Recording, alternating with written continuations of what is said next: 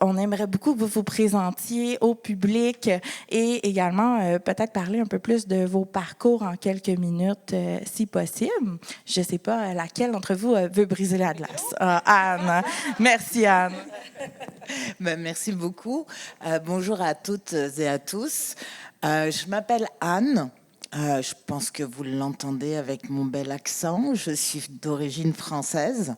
Ça fait maintenant 12 ans que je me suis installée au Québec. À Québec, exactement. Je suis un peu l'intruse aujourd'hui. Hein.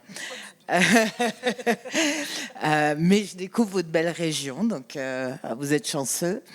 Pour ma part, je suis arrivée ici. Qu'est-ce que je pourrais vous dire de plus de moi? Oui, si, je suis arrivée donc il y a 12 ans en famille.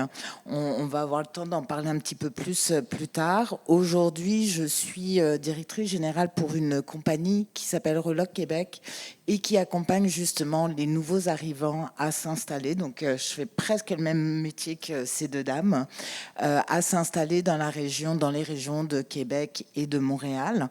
Donc, aussi bien de par mon propre parcours que par les gens que je rencontre, que notre équipe aide. Je suis totalement immergée justement dans la vie des nouveaux arrivants, dans ce qu'ils traversent, dans ce qu'ils connaissent, les défis, les succès, les enjeux. Donc je suis vraiment ravie d'être là aujourd'hui, puis de pouvoir parler de ma propre expérience, puis au travers de passer quelques petites informations. Voilà, merci. Merci beaucoup. Anne. Bon après-midi à tous et à toutes. Donc, je tenais à dire merci à la MRC de Pierre de Sorel pour l'organisation de cet événement. C'est une très belle initiative, ça en prend. Donc, moi, je m'appelle Kelly Mienchop, je suis au Canada depuis le 2015, à Sorel depuis 2017. Je suis infirmière, entrepreneur, entre autres personnes ressources aussi pour des personnes immigrantes à Sorel-Tracy. Donc, un petit repère là pour ceux qui viennent d'arriver. Quoi dire de plus sur moi? Chanteuse aussi. Donc, je chante à des mariages et à des funérailles. Ça fait un peu partie de l'intégration aussi parce que je me suis adaptée à chanter du Ginette Renault, du Jean-Pierre Ferland, des choses que je connaissais pas. Donc, vraiment de m'approprier aussi cela.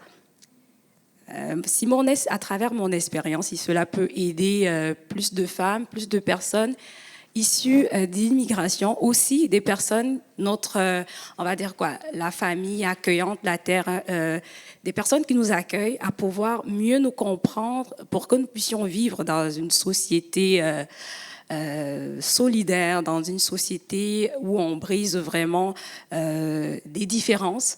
Donc, si cela peut aider du monde, cela me ferait vraiment plaisir de partager. Ça me fait déjà plaisir de partager avec vous cette expérience. Merci. Merci beaucoup, Kelly. Merci, Kelly. Bonjour à tous. Moi, je m'appelle Paloma Gallego. Je suis métallurgiste au Forge de Sorel. Je suis arrivée au Canada en 2009, puis depuis 2017 que j'habite dans la région de Sorel. C'est ça. Merci, Paloma. Merci, Paloma. Donc, certains d'entre vous ont déjà un peu parlé de pourquoi ils étaient ici, mais j'aimerais vraiment savoir c'est quoi les raisons qui vous ont poussé à accepter de venir nous parler aujourd'hui de votre expérience et de votre parcours? Ben, j'ai accepté parce que je trouve que immigrer, c'est très difficile.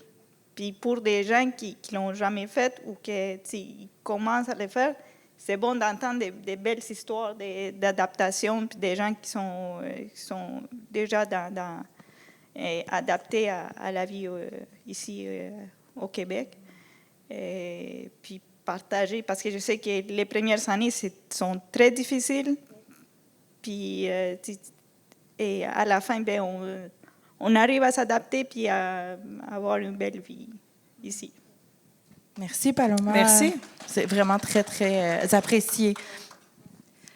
Pour ma part, je dirais, j'ai accepté cela parce que je trouve que on est dans une société, il y a beaucoup qui ne savent pas ce qu'on vit réellement.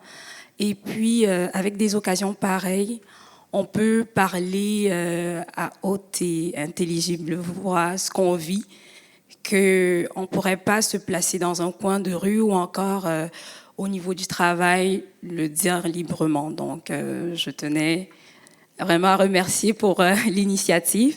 Et cela va permettre que ce soit la société d'accueil, des personnes qui sont là, peut-être qui sont arrivées pour, dans un laps de temps, de pouvoir comprendre que c'est pas toujours facile.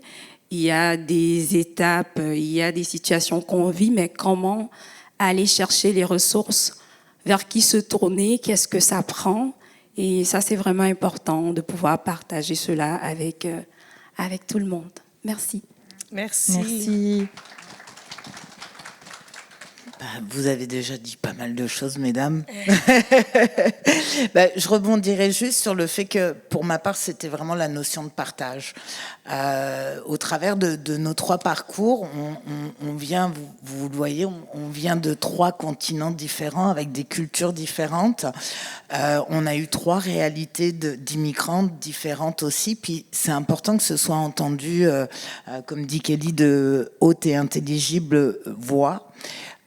Puis c'est justement de partager ces parcours-là, mon parcours entre autres, auprès des personnes immigrantes, j'en vois peut-être ici qui sont là, auprès des personnes qui interagissent ou qui sont amenées à interagir avec des personnes immigrantes, peut-être auprès de décideurs aussi, puis simplement pour dire, hey, rassurez-vous là, on est tout à fait normaux, on est comme tout le monde, et on a juste le goût de montrer, qu'on est des personnes comme tout le monde, puis qu'on s'implique dans notre société d'accueil, on veut participer à notre société d'accueil de quelque façon que ce soit, à notre petit niveau, puis on a juste envie de vivre en paix, puis d'avancer, tout simplement. Merci les filles, merci vraiment. pour le partage. Oui, beaucoup. Maintenant, on aimerait faire un petit tour dans le passé. On aimerait savoir quelles sont les raisons qui vous ont poussé à quitter votre pays d'origine. Et est-ce que vous pourriez nous expliquer, en fait, ce qui vous a motivé à vous installer? Pourquoi, en fait, vous avez choisi le Québec? Hein, parce que le Canada est très grand. Il y a beaucoup d'opportunités. Donc, on aimerait faire un petit tour dans le passé, vous entendre là-dessus, mesdames. Alors, pour ma part, ça a commencé... déjà, la première des choses, c'est qu'en France, le Québec, il y a un capital sympathie énorme. Il y a toute une longue... merci. Il y a toute une longue histoire entre la France et le Québec qui fait que on est pas mal un peu cousins. Merci, je vais y arriver. Ça, c'était la première des choses. Donc, j'ai eu l'occasion en 2010 de venir ici en voyage, en plein hiver, janvier 2010. Donc, il faisait très froid. Donc, j'ai pu découvrir déjà ce que c'était. Puis, je dis, oh, ça devrait aller. Ce n'est pas notre hiver présentement. Non, c'est ça. Puis, depuis très, très longtemps... moi, je viens du monde de l'hôtellerie. Pourquoi j'ai choisi l'hôtellerie? C'est parce que ça me permettait de rencontrer les gens et de voyager. Donc, j'avais toujours eu en moi cette volonté d'ailleurs, de voir autre chose. Qu'est-ce qui se passe ailleurs? Je viens d'un tout petit village en France. Là, il y a 300 habitants et des vaches. Et j'avais vraiment envie de découvrir cette culture-là, une autre culture. Il y avait aussi le rêve nord-américain, canadien, québécois, ce que vous voulez, mais ça m'attirait beaucoup. Puis, j'étais aussi épouse, maman. Puis, dans ma famille, on avait le goût, on avait envie de vivre une expatriation en famille. Puis, comment on est arrivé là? Tout simplement, alors peut-être ça vous parlera pas, mais le papa de mon fils a eu une très belle opportunité d'emploi à Québec et on est arrivé avec un statut d'immigration qu'on appelle travailleur temporaire.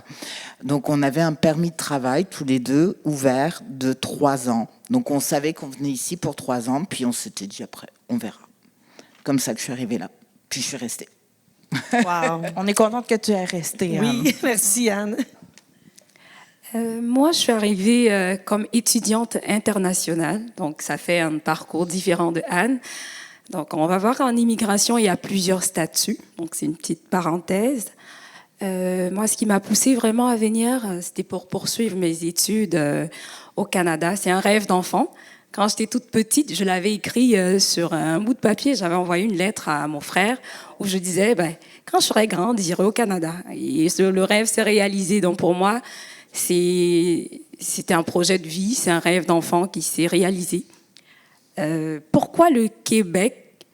Le Québec, parce que c'est francophone. Moi, j'ai pas ce problème vraiment avec la langue, vu je suis camerounaise. Au Cameroun, on parle le français et l'anglais, donc c'était pas une problématique pour moi pour l'intégration.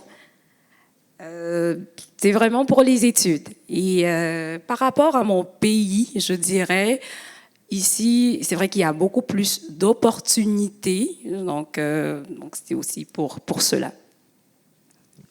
Merci beaucoup. Et moi, c'était mon père qui a décidé d'immigrer. La situation économique en Colombie, ça allait pas très bien. Mon père m'a demandé, veux-tu venir avec moi? J'avais 22 ans, j'ai dit, oh oui, je m'en vais tout de suite. J'ai fait mes valises vite.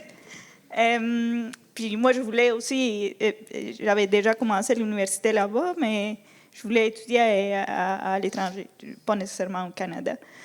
Puis quand on faisait les démarches pour venir, nous, on avait les statuts, on faisait un statut de travailleur qualifié. C'était mon père qui l'a fait. Puis c'était plus facile puis plus vite de le faire par le Québec que de le faire dans la partie anglophone. Ça a changé, oui, ça a changé. Oui. Mais à ce moment-là, oui, je me rappelle, nous, ça nous a pris, toutes les démarches, ça nous a pris 9 mois pour le faire. Tandis que si on le faisait la partie anglophone, ça pouvait prendre de 3 ans, 2-3 ans. C'est pour ça qu'on est venu là, au Québec. Ça engendre beaucoup, en fait, une durée administrative assez grande. Là, on a dit le Québec, c'est le contraire maintenant. C'est plus facile d'entrer au Canada, c'est ce que j'entends. Oui. Au Québec, on a des restrictions de plus qu'ailleurs au Canada. Donc, il y a plusieurs étapes là, qui vont être analysées là, avant que les gens puissent rentrer ici au Québec, comparé à d'autres pays, à d'autres provinces, excusez-moi, au Canada. C'est à d'autres provinces, oui. D'autres pays, oui. La Saskatchewan, c'est un pays. C'est ça. Oui, c'était. Ben en fait, oui. Donc, je pensais que c'était à toi, Tania, c'est pour ça, excuse-moi. Aucun problème. Je m'avais déjà rendue à l'autre question. Donc, on va y aller dans l'expérience maintenant, parce qu'on est ici, évidemment, là, il y avait la raison de l'activité. On voulait aussi parler de la discrimination. Des enjeux, en fait.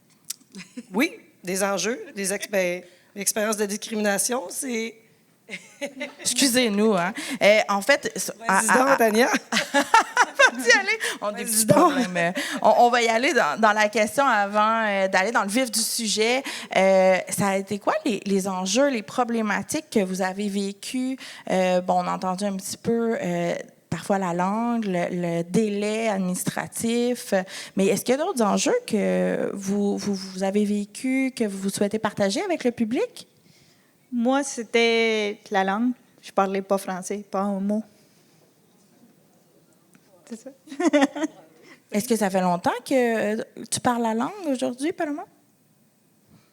Je commençais, quand je suis arrivée en 2009, je commençais à étudier le français. Je me suis dit, je suis assez, je vais rentrer. J'ai étudié 1 an. Je suis rentrée à l'université. Oui, c'est ça. Mais j'ai commencé, c'était à prendre des cours, c'est un génie des matériaux. Que j'ai commencé à prendre des cours de mathématiques. J'ai pas besoin de français pour ça. C'est ça, des cours comme ça, tranquillement. Puis quand je sentis que ça allait mieux, là, j'ai commencé avec mes cours de l'université. Puis j'ai étudié à l'Université Laval à Québec. Bravo, Paloma, vraiment, ça a dû être un parcours assez complexe au niveau scolaire.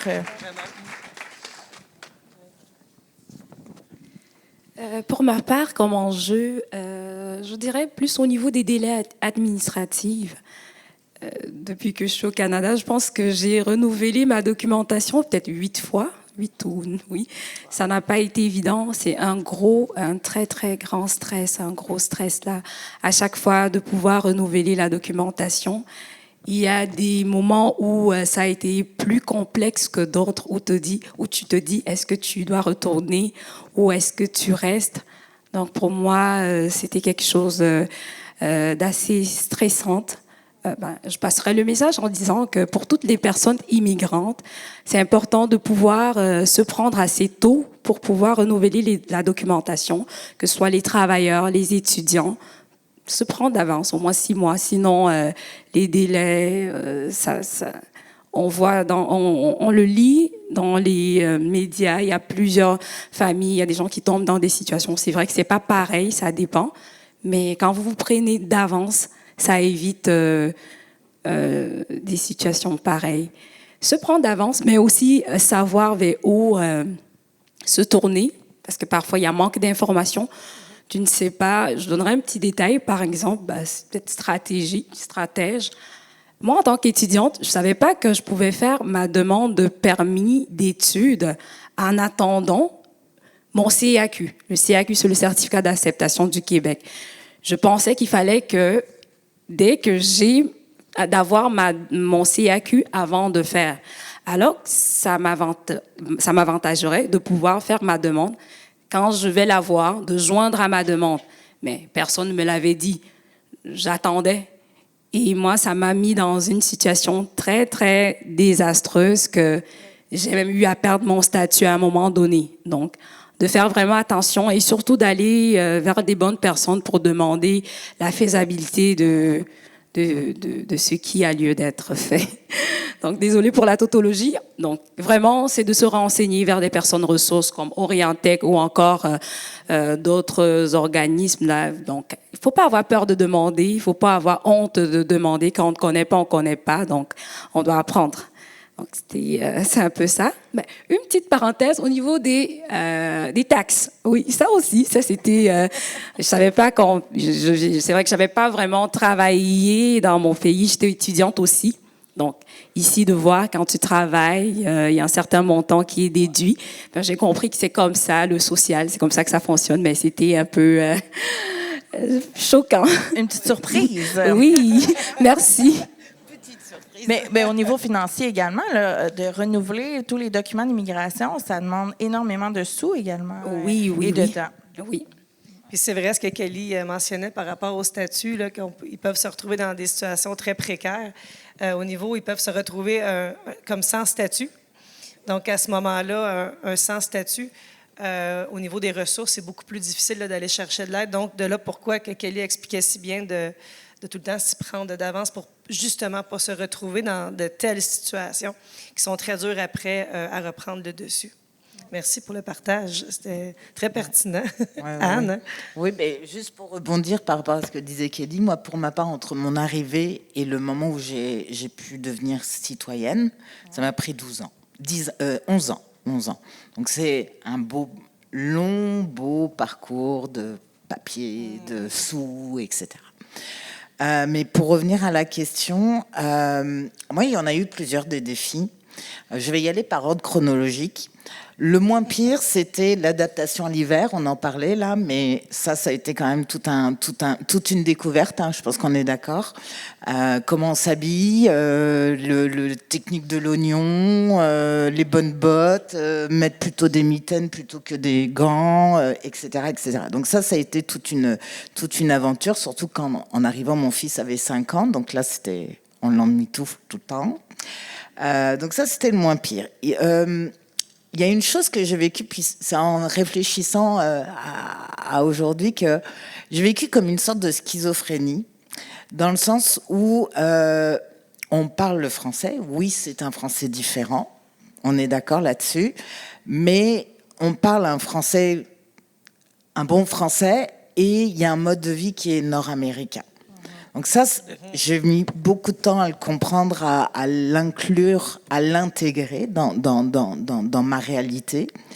Il y a eu aussi, puis encore aujourd'hui, comprendre la complexité de la culture québécoise, parce qu'il y en a une entre le passé avec les Anglais, les Français, les Américains, vivre un pays francophone, une province francophone dans le Canada, ça c'était comprendre toutes ces interactions-là, c'est une réalité, une spécificité vraiment québécoise. J'ai jamais vu ça ailleurs. Puis ça a un impact au quotidien. Et puis, après, ça a été surtout professionnel pour moi.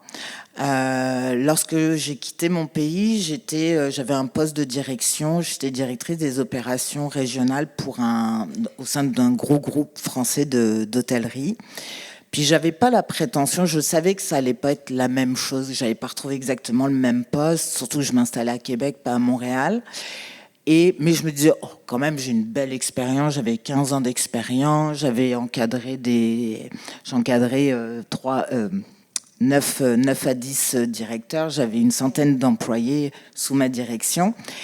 Et je me disais, quand même, un poste de superviseur, directrice d'hôtel, quelque chose comme ça devrait être possible quand même. Eh ben non. Fait que j'ai cherché beaucoup. Puis ce qu'on me proposait, c'était de redevenir réceptionniste dans un hôtel. Oh non. Alors là, je fais non. Surtout que j'étais venue pour avoir une meilleure qualité de vie, pour voir grandir mon fils, parce que j'étais pas souvent à la maison, fait que ça collait pas du tout, le salaire, oublions ça, etc. Donc j'ai cherché, puis finalement je me suis rendu compte, je comprends bien comment ça me fonctionne ici, il va falloir que je recommence à la base. Donc à 35-36 ans, j'ai recommencé ma vie, non même pas, j'avais pas le temps. Donc j'ai recommencé ma vie professionnelle et je suis devenue adjointe administrative pour 3 directeurs des opérations. Donc je me suis retrouvée, puis j'avoue que mon orgueil en a pris un coup, mais ça fait grandir, ça m'a fait beaucoup grandir.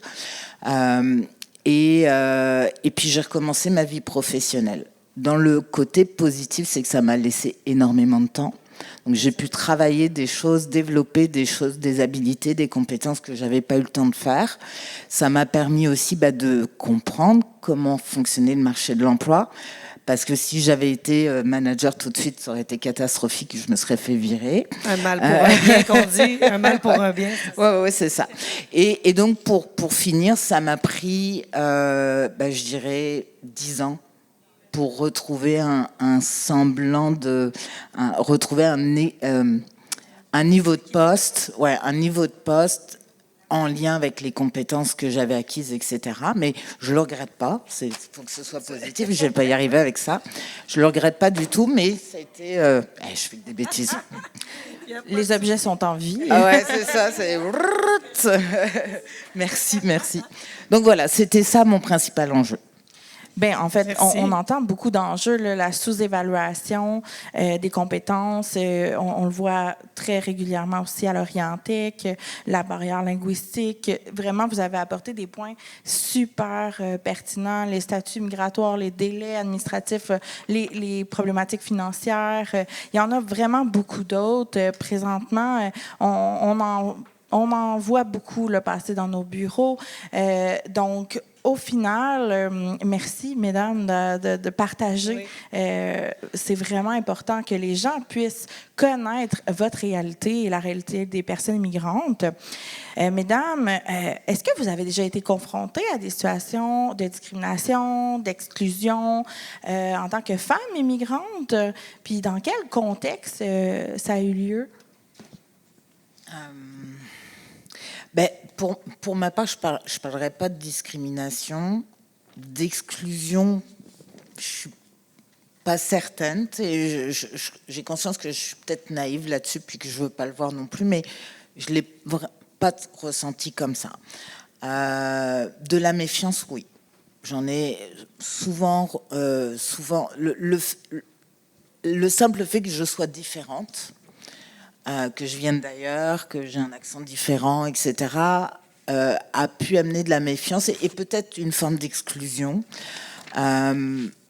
Dans mon quotidien, je ne l'ai pas tant ressenti que ça. Au début, peut-être sur le logement, recherche de logement, parce que j'avais pas d'historique de crédit, etc. Donc il a fallu en montrer plus, en donner plus. Ça, et c'est encore plus une réalité aujourd'hui. Et j'en parlais avant, moi, ça a surtout été dans mon travail.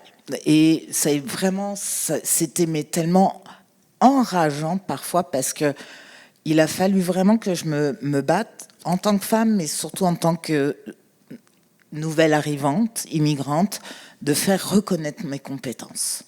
Malgré les diplômes, malgré les équivalences de diplômes que j'avais fait, c'était comme si c'était jamais assez, puis qu'il fallait que j'en fasse plus.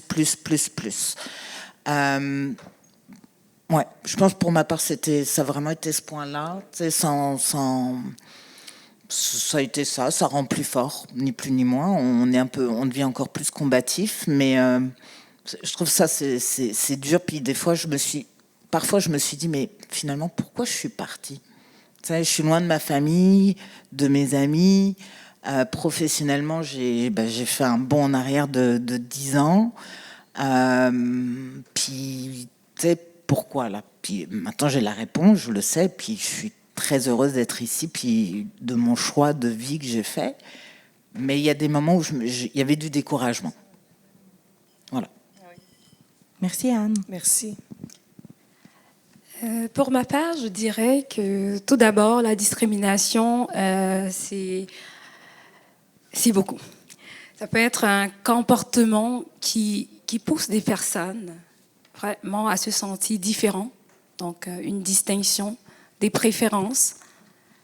Cela engendre l'inégalité et cela engendre aussi, ça empêche la personne de pouvoir exercer son droit et sa liberté.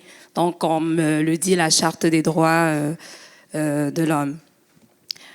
Je vais conter une petite histoire j'ai été témoin, si le temps le permet. Donc, ça m'a vraiment... c'est venu me chercher, comme on le dit. En fait, c'est une amie qui a étudié dans une école de la place, on ne pourrait pas citer, avec des camarades, elles organisaient un bal de finissants. Elles sont 3 personnes de couleur dans leur classe. Et dans l'organisation, les autres personnes n'ont pas inclus les 3 personnes de couleur. Comment les 3... Désolée si je suis un peu... si je qualifie de 3 personnes de couleur, parce que c'était un peu la réalité. Pourquoi il n'y a pas eu une autre 4e personne qui était de l'autre couleur qui faisait partie? Donc, j'utilise le terme couleur ou bien noir. C'était ça. C'est pendant un cours où le professeur dit: vous êtes rendu où dans votre organisation de bal de finissants? Vous avez reçu des sous de tel organisme pour vous aider? C'est où? Les 3 autres camarades comprennent qu'il y a même de quoi qui est en train de se tramer et qu'elles ne sont pas au courant. Où les camarades ont dit: oh, dans le groupe Messenger, on a dit ci, ça. Donc, c'était choquant de savoir qu'elles ont déjà organisé et elles ont exclu les 3 autres camarades. Donc, pour moi, c'était un peu incompréhensible. Je n'arrivais pas à croire que cela puisse se passer dans une société, on est au 21e siècle, que cela puisse encore se faire encore avec des camarades de classe avec qui vous avez peut-être... Ils ont parcouru ces 3 ans pour la formation, vous êtes comme à la dernière année. Au moins, ça prend un minimum de pouvoir inclure les autres dans la prise de décision. C'est le bal de finissant de toute la classe, pas le bal de finissant d'une certaine catégorie de personnes. Donc, ça a été un choc. J'ai encouragé la personne à dénoncer cela. Ça a été fait. C'est allé au niveau de l'administration. Il y a des excuses qui ont été présentées. Mais je pense que par la suite, ils sont devenus bien des chums d'amis. Elles ont intégré le groupe. Aujourd'hui, ce sont des gangs d'amis. Je pense que je me demandais pourquoi, qu'est-ce qui amène, qu'est-ce qui pousse des gens à pouvoir le faire. Peut-être l'ignorance. peut-être, je trouve des mots, j'essaye de mettre des mots sur le comportement, mais je me dis peut-être l'ignorance. Parce que par la suite, quand il y a eu une lettre, vraiment, elle a rédigé ce qu'elle ressentait vraiment, elle a partagé avec la classe et la direction. Ben, c'est venu chercher des camarades qui sont mis à pleurer, pardon. Et puis il y a des excuses qui se sont présentées et par la suite, elles ont intégré le groupe et maintenant, je voyais que même hors de la classe, là, il y a le lien qui s'est créé et j'ai vraiment apprécié le fait qu'elle a dénoncé et le fait que les autres ont aussi compris. Comme j'ai dit, je mets un peu ça peut-être sur de l'ignorance, mais c'est important de pouvoir dénoncer, c'est important de pouvoir parler, de vraiment dire son ressentiment, ce qu'on ressent. Sinon, on va se refermer. Ça ne marche pas à l'intégration. Si on reste frustré, fermé, ben, on change pas les choses en restant de notre coin. On dit peut-être on a peur. C'est vrai, il faut avoir peur, mais il faut dénoncer. Là, si on vit des sentiments qui nous frustrent, c'est important de pouvoir en parler. Donc ça, c'était ça pour la première histoire. Mais pour moi, même personnellement, moi, je dirais, j'ai été un peu confrontée au niveau, je dirais, cette discrimination, c'était pendant mes stages, je dirais, pas discrimination, je dirais un peu de frustration parce que c'était un peu du racisme, si je peux me permettre, parce que c'était connu que peut-être il y avait des personnes qui ne voulaient pas avoir une personne de couleur comme soignant. Mais j'étais contente parce qu'on me l'avait prévenu au départ, donc pour moi, c'était pas anodin. Et j'ai pas pris mal parce que je me dis, on est quand même dans une ville où la population est un peu vieillissante. Donc les mentalités, il y a des personnes qui sont pas habituées à voir des personnes de couleur. Pour ma part, je suis assez ouverte, donc c'est pas venu. Mais c'est vrai qu'au départ, tu as quand même quelque chose mais j'ai compris et je suis restée, je suis passée dessus. Donc c'était ça pour moi. Donc c'est important vraiment d'en parler. Si vous vivez une situation, vraiment d'en parler, d'aller chercher les ressources, c'est très très important. Ne pas vivre la frustration, sinon on va s'isoler. Et c'est pas ce qu'on souhaite pour l'intégration des personnes immigrantes. Merci.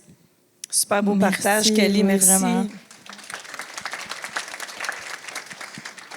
Moi, pour ma part, je pense que, peut-être naïve, j'ai jamais vécu comme, je me suis jamais sentie discriminée. Peut-être, je sais pas.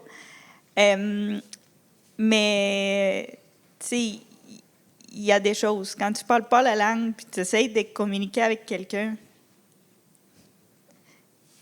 que l'autre soit un peu plus ouvert à te comprendre. Moi, je suis arrivée à la ville de Québec, ça faisait 15 jours, un mois que j'étais là, je ne parlais pas français. Je suis allée en pharmacie, puis j'essayais de parler en anglais. Puis là, il y a des gens qui m'ont répondu « Non, on ne comprend pas, on parle pas il faut parler français. » Puis ils ne m'ont pas servi dans une pharmacie.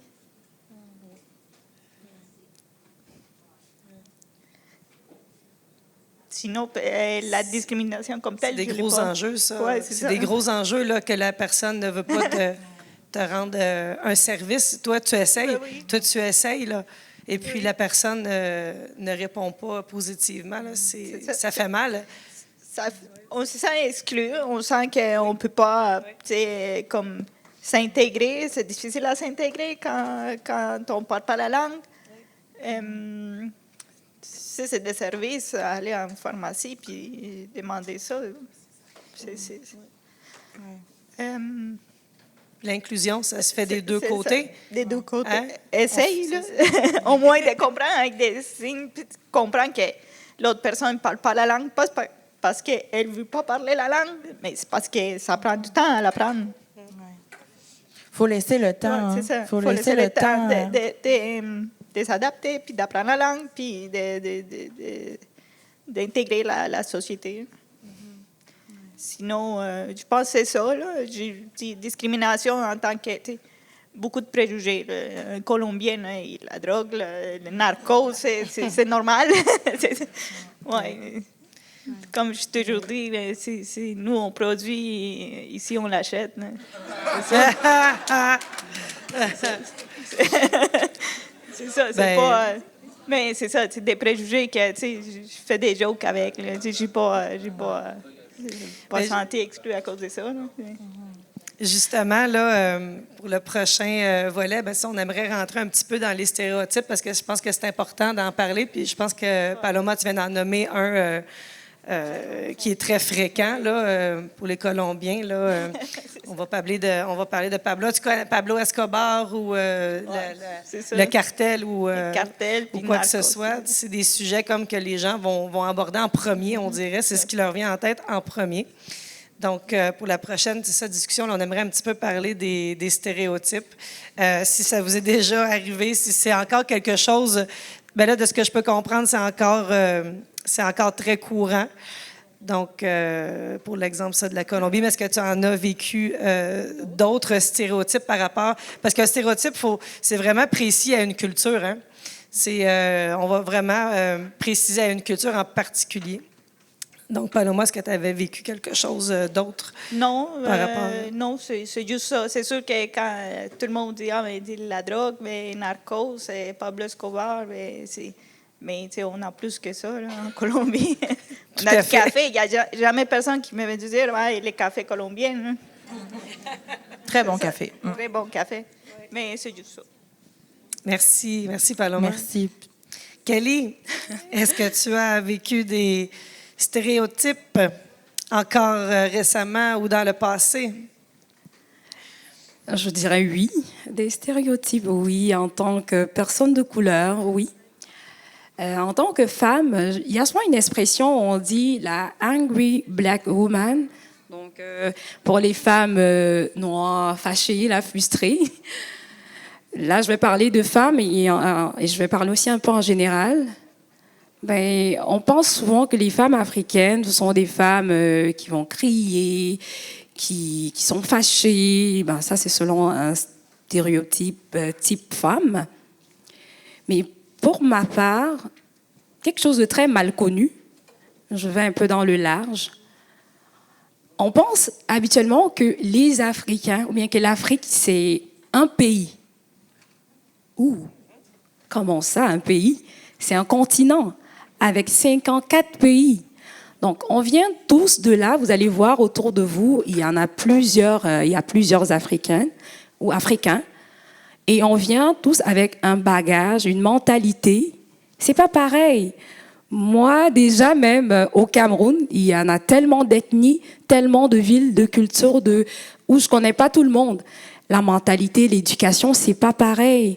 Donc, parfois, il y a comme un remue-ménage, un mélange, un foutou où on embarque tout le monde dans tout et pour tout, alors que c'est pas normal. C'est parce qu'on ne connaît pas vraiment la personne et on peut pas avoir des préjugés sans toutefois apprendre même à connaître la personne. Donc, faut plus dire que l'Afrique, c'est un pays, c'est un continent. Je l'entends beaucoup, il y en a beaucoup même ici à Sorel, j'en ai entendu très récemment. C'est un continent, avec 54 pays. Et nous sommes issus de sociétés vraiment différentes, de cultures différentes. Donc, on vient, chacun, quand on immigre ici, on vient avec notre bagage, notre background, c'est pas pareil. L'éducation aussi, même ça n'a pas été pareil. Pour moi, c'était pas vraiment un gros sourcil parce que, comme je vous ai dit, je suis quelqu'un, je m'intègre, je vais chercher, non, faut pas que je dise ce mot là, c'est pas bon là, ça doit être du conte québécois. C'est pas bon de dire que je m'en crisse, mais bon. Donc en gros, Intégration réussie. Donc, je dirais, pour des personnes noires, c'est souvent difficile le stéréotype de trouver peut-être un logement. Parfois, on va dire, une personne noire, c'est quelqu'un qui se drogue aussi. On va parler des Pablo et autres, là, mais des personnes noires sont des personnes, on va dire, qui fument de la drogue, Quand je fais souvent des recherches aussi de logement pour des personnes immigrantes, on me demande ne fume pas. Mais je précise déjà au départ parce que je sais que c'est ce qu'il va le dire. Quand je fais pas la phrase pour dire la personne calme, ne filme pas, ne boit pas, là ça passe. Si je dis pas, la personne me le dit déjà en partant. Je me demande, est-ce que si c'était une personne blanche qui faisait la demande, est-ce qu'on aurait dit ça pareillement d'un premier abord? Donc c'est ce que je me pose souvent. Donc il y a encore ces préjugés là. Les gens pensent que faut pas juste penser. C'est vrai qu'il faut. Je te connais pas, tu me connais pas, mais il faut pas penser aussi. Il faut apprendre à connaître la personne. Donc c'est important vraiment de prendre du temps à apprendre à connaître, à apprendre la personne. Merci. Merci Merci à Kelly. toi. Oui, la curiosité, en fait, c'est le secret. De tous les côtés. Voilà. Alors, Anne, stéréotype. Oui, il y en a Côté de quelques-uns l'Europe, qui du passent. côté de l'Europe, oui. Il y en a quelques-uns sur les Français aussi là. Puis c'est sûr que j'en ai entendu pas mal. J'ai un petit florilège comme ça. Ah, les Français sont des chaleurs. Bon, c'est vrai, un peu vrai aussi. Les Québécois aussi sont je pense que, considérés chialeux aussi. Mais je crois que au palmarès, tu sais. Les Français se la racontent, se prennent au sérieux, sont un peu hautain, le nez levé. Ça pue. Ça, je l'ai entendu. Oh, on n'utilise pas de déo. Donc, mesdames, est-ce que je sens pas bon? Ça va? Merci. Ah oui, puis au début, alors je sais pas si c'était pour me chicaner ou pour, mais on me disait, c'est à cause de vous autres qu'on a été conquis. Puis le chat, désolé, moi, mes ancêtres, ils n'étaient pas là, ils n'ont rien à voir avec ça. Voilà, c'est pas mal ça. Puis, à un moment donné, j'ai eu un épisode avec un collègue. Alors, est-ce que parce que j'étais une femme française, je le sais pas, mais qui était vraiment harcelant sur le fait que j'étais française. Donc, dès que j'ouvrais la bouche, c'était « Ah, vous autres les Français. Ah, vous autres les Français. Ah, machin. » Puis j'étais là, à un moment donné, je suis allée te voir une fois, gentiment, en disant « Écoute, ce serait bien que tu arrêtes parce que oui, je suis française, mais c'est pas ce qui me définit en tant que personne et individu. » Puis je l'ai dit 2 fois, 3 fois, puis j'ai fini par aller voir sa boss en disant « Écoute, là, il comprend rien, il est stupide. Donc, est-ce qu'on peux-tu faire quelque chose ?» Parce que ça commence à sérieusement m'énerver. Puis il s'est calmé. Mais voilà, c'est surtout ça, c'est des préjugés, mais comme vous, on en rigole, puis on a la même chose sur les Québécois. Hein. Oui, ben oui. J'aimerais rajouter quelque chose parce que quand Anne a parlé d'un sujet, je trouve aussi que ça a été très sensible, peut-être surtout, tu pues là, oui. Moi, j'ai vécu ça. Il y a une collègue qui m'a dit, je sentais l'ail. Ok. Je sens l'ail comment? Je me suis sentie. Est-ce que...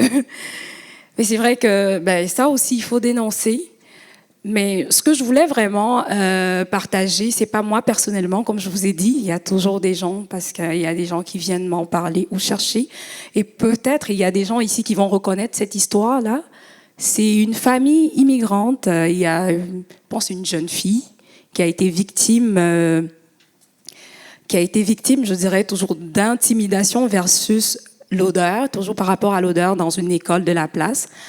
Et cet enfant a subi comme des traumatismes. Aujourd'hui, c'est très frustrant pour la personne de continuer avec ses études ou encore de pouvoir vraiment vivre sa vie pleinement d'ado.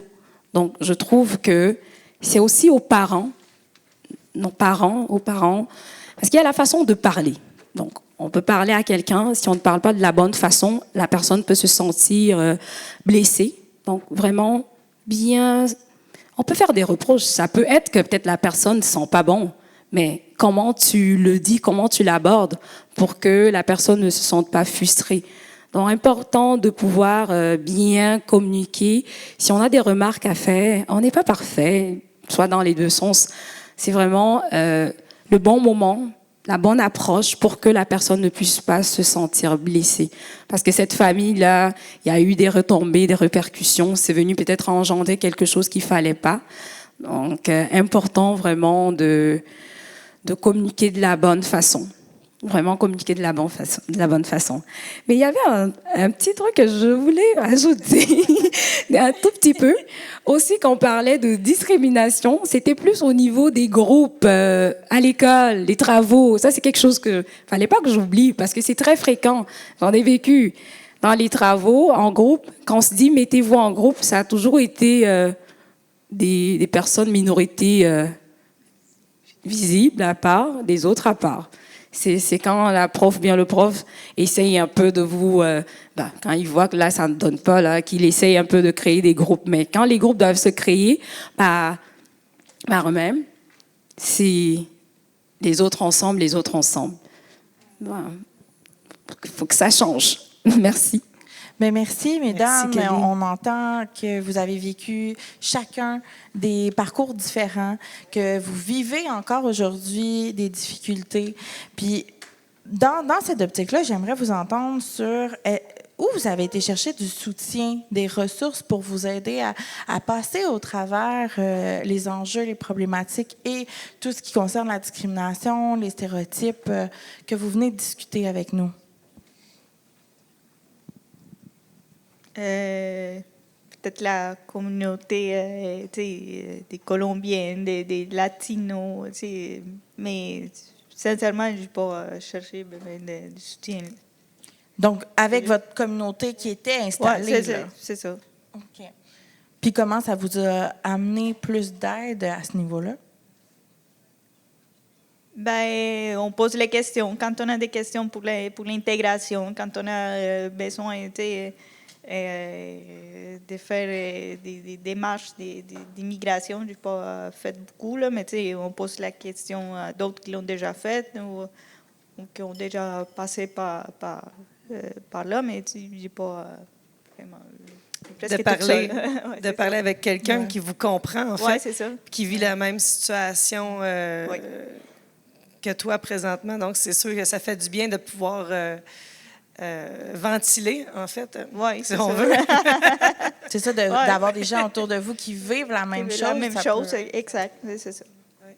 C'est vrai que ça fait du bien. On retrouve beaucoup de réconfort, je crois, là-dedans. Ouais. Merci.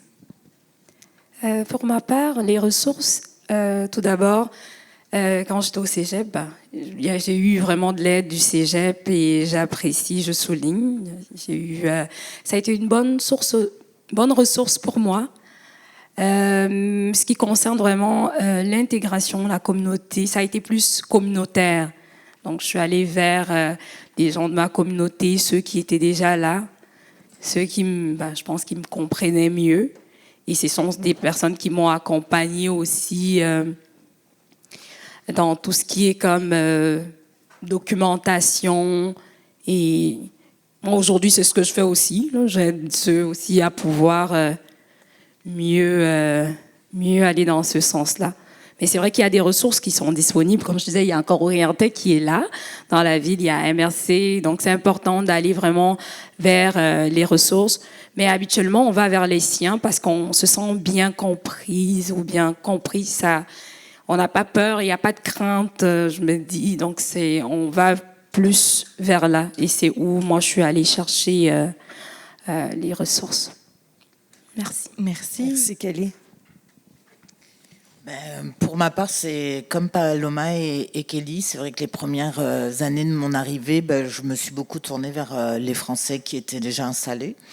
Ça rompt la solitude, ça répond aux questions, ça aide, on se comprend, on se fait des soirées vin fromage, etc., etc. Les organismes aussi, c'est vrai, communautaires. Puis pour ma part, en fait, ma première vraie job au Québec, j'avais vraiment des super collègues et québécois pour la plupart. Là, je devais être la seule étrangère de l'équipe. Puis ils m'ont vraiment aidée. Donc ils répondaient à mes questions. Puis il y avait des questions stupides aussi. Des fois, de dire mais là, je comprends pas. Ça marche comment? Puis des expressions. Puis tout ça. Les voisins dans l'immeuble où j'habitais aussi nous ont accueillis à bras grands ouverts. Donc puis pareil.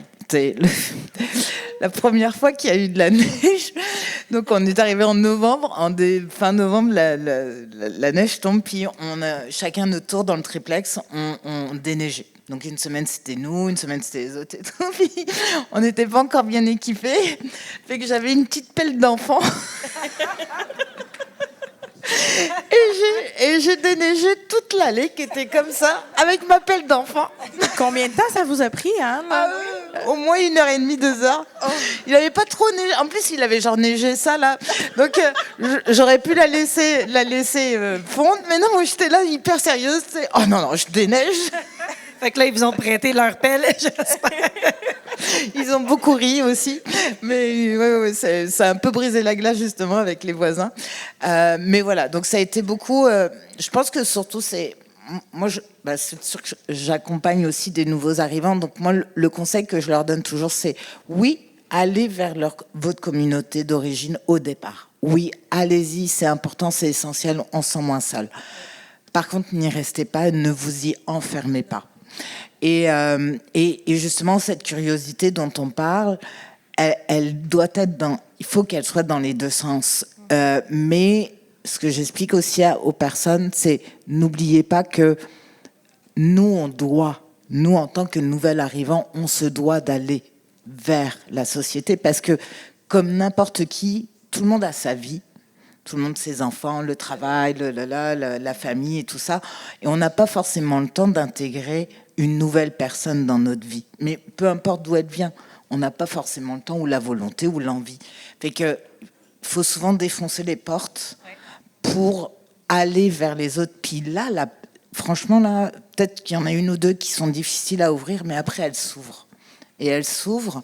Et ça, je pense que c'est important d'avoir cette volonté, de montrer cette volonté-là. Puis après, c'est comme tout, il y a des gens qui ne seront pas intéressés, ils n'ont pas le temps. Bon, voilà. Puis il y en a d'autres qui vont être intéressés. Fait que c'est surtout ça, en fait. Mais la communauté d'origine, oui, c'est un vrai support. Vraiment. Oui, je suis d'accord. Moi aussi, je l'ai vécu un peu dans l'Ouest canadien. À 19 ans, je suis partie dans l'Ouest. Et puis, je ne parlais pas du tout anglais. Et puis, ça a été très difficile là, de justement là, se faire une vie. Ça a pris, je vous dirais, un bon 3 ans avant que je puisse avoir une vie un petit peu plus sociale. Sinon, j'étais avec ma communauté. Il y avait beaucoup de Québécois. Donc, ça semble être vraiment comme le premier réflexe qu'on recherche. Puis, je pense que c'est important. Puis on a besoin de ça. Mais comme tu dis si bien, Anne, il ne faut pas rester là-dedans, de créer les ghettos qu'on appelle. Ouais. Il faut vraiment avoir une curiosité, il faut avoir une ouverture d'esprit, puis c'est réellement ça le secret pour avoir une société là, vraiment inclusive. Wow, merci les filles, merci, vraiment, là, des super de beaux partages. Vraiment, un énorme merci beaucoup.